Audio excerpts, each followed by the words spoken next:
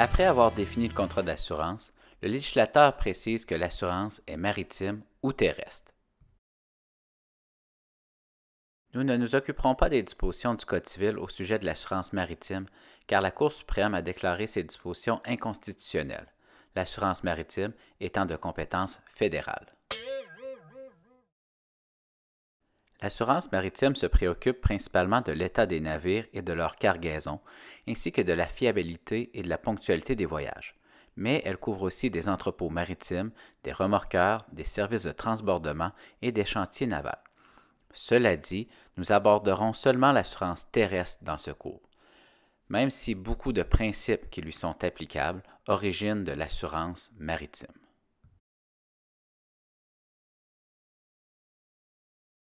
L'article 2391 précise que l'assurance terrestre se compose de l'assurance de personnes et de l'assurance de dommages.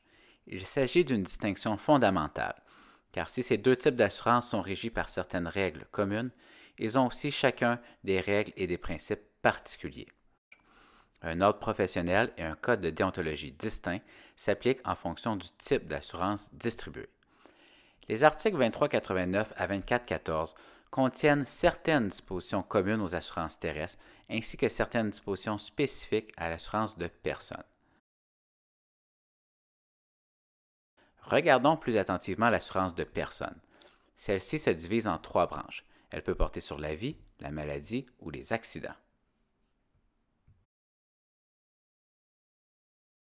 À ce sujet, l'article 2394 prévoit que les clauses d'assurance contre la maladie ou les accidents qui sont accessoires à un contrat d'assurance sur la vie et les clauses d'assurance sur la vie qui sont accessoires à un contrat d'assurance contre la maladie ou les accidents sont les unes et les autres régies par les dispositions relatives au contrat principal.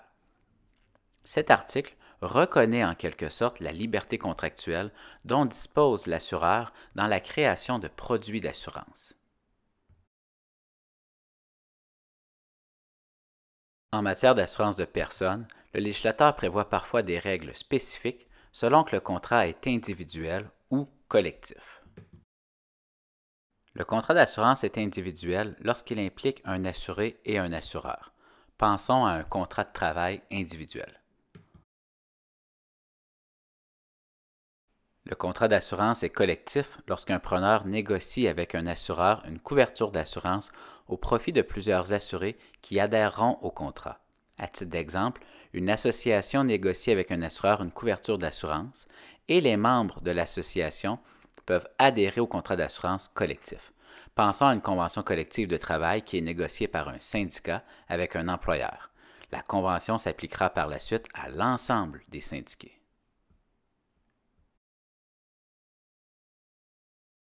Regardons maintenant l'autre branche, c'est-à-dire l'assurance de dommages.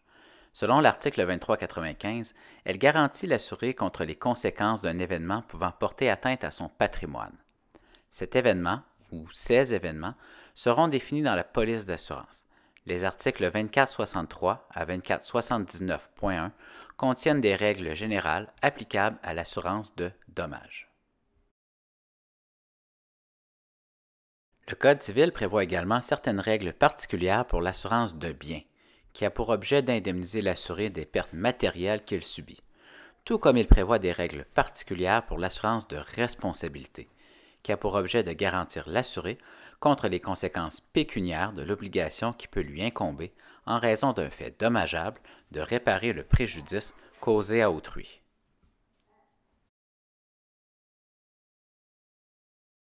Tout comme en matière d'assurance de personnes, un même contrat peut prévoir les deux types d'assurance.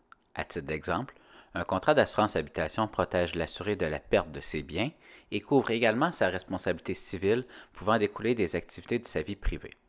Autre exemple, l'assurance automobile doit absolument couvrir la responsabilité civile de l'assuré, mais elle peut aussi le protéger contre le vol de son véhicule. Regardons de plus près les distinctions entre ces deux types d'assurance. L'assurance de biens a pour objet d'indemniser l'assuré des pertes matérielles qu'il subit. La couverture d'assurance entre en jeu lors d'un fait dommageable. Par exemple, la voiture de l'assuré a été vandalisée. De son côté, l'assurance de responsabilité a pour objet de garantir l'assuré contre les conséquences pécuniaires de l'obligation qui peut lui incomber en raison d'un fait dommageable de réparer le préjudice causé à autrui. La couverture d'assurance entre en jeu seulement lorsque la responsabilité civile de l'assuré est impliquée. Une des distinctions majeures se trouve du côté des obligations de l'assureur. En assurance de biens, l'assureur a seulement l'obligation d'indemniser l'assuré de sa perte. En assurance de responsabilité, l'assureur a deux obligations fondamentalement distinctes. Si l'assuré est poursuivi, l'assureur doit prendre fait et cause pour l'assuré, c'est-à-dire assurer sa défense et payer les frais qui y sont attachés. Dans l'éventualité où l'assuré est condamné, l'assureur a une autre obligation, celle d'indemniser le tiers lésé, soit la personne qui poursuivait l'assuré. Autre distinction qui n'est pas aussi fondamentale toutefois, l'assurance responsabilité est parfois exigée par la loi. Cela dit, il arrive parfois qu'il est difficile de déterminer si le contrat est une assurance de biens ou plutôt une assurance de responsabilité. La Cour d'appel dans l'arrêt Produits forestiers canadiens Pacifique analyse en détail les distinctions entre ces deux types d'assurance. En résumé, le Code civil contient des dispositions relatives à l'assurance maritime, mais ces dispositions sont inconstitutionnelles. L'assurance terrestre se divise en deux branches, soit l'assurance de personnes et l'assurance de dommages.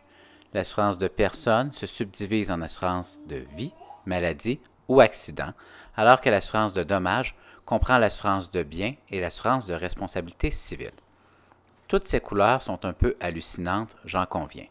Alors, je vous ai préparé le même tableau, mais dans une version plus sobre. Voilà qui complète l'étude des grandes divisions de l'assurance.